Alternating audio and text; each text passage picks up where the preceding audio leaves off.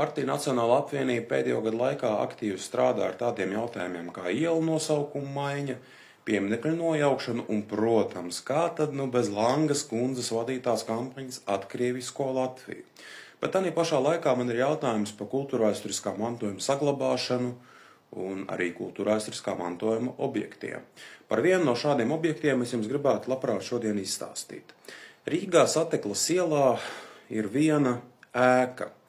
Uz šīs ēkas sienas ar lieliem smukiem burtiem ir rakstīts, ka pagājušā gadsimta 30. gados šeit atradās tēlnieka Kārļa Zāles darbnīca.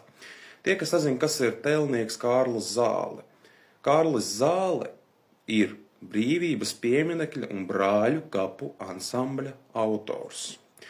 Un uz šīs ēkas sienas, kur savulaik atradās viņa darbnīca, ir informatīvs uzraksts, kā piemiņa, ka šeit ir strādājis izcils tēlnieks.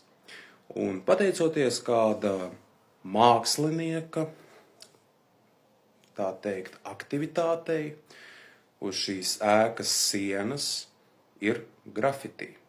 Man ir vairāk jautājumu. Pirmais jautājums ir tāds, kāpēc joprojām nav novākt šis grafiti? Otrakārt, vai šis grafiti uz kultūrvēsturiskā mantojuma objekta nav necieņas izrādīšana latviešu tēlniekam? Jo Nacionāla apvienība tomēr daudz cilvēku pazīst kā aktīvu kultūrvēsturiskā mantojuma un vēstures piemiņas saglabātāju. Ja, un kāpēc netiek nekas darīts lietas labā?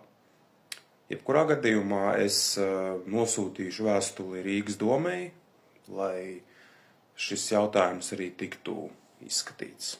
Paldies!